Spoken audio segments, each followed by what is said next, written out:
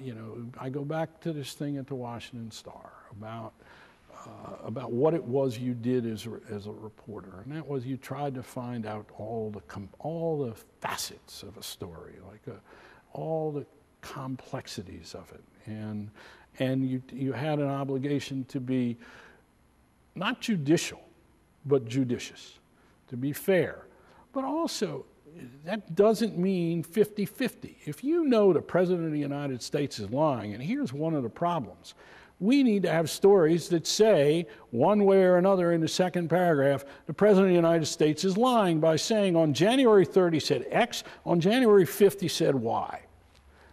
No one writes We that. don't do that. Now, some people do, but you need to do it day after day after day if you think that's what the news is.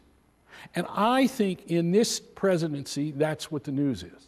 I think the news of the Bush presidency is the statements of Condoleezza Rice, the statements over and over of George Bush, of Cheney, of Rumsfeld, of Bremer, and ad infinitum that have turned out to be not truthful, and not because of lack of knowledge, but because they deliberately manipulated what they knew to be otherwise, or they were incompetent.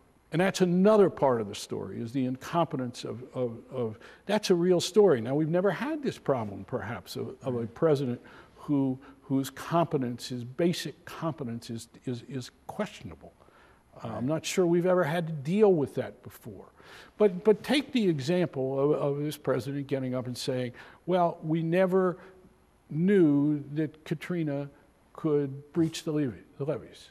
And then the AP has got a video of the guy being briefed by the guy down at the Hurricane Center, yeah. and saying, you know, the levees could go. That's right. Why isn't that?